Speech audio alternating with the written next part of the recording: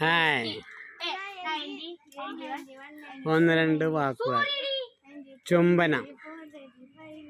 കവിളിലാണെങ്കിൽ അത് ഇഷ്ടം, നെറ്റിയിലാണെങ്കിൽ അത് വാത്സല്യം, തലയിലാണെങ്കിൽ അത് സ്നേഹം, ചുണ്ടിലാണെങ്കിൽ അത് പ്രണയം,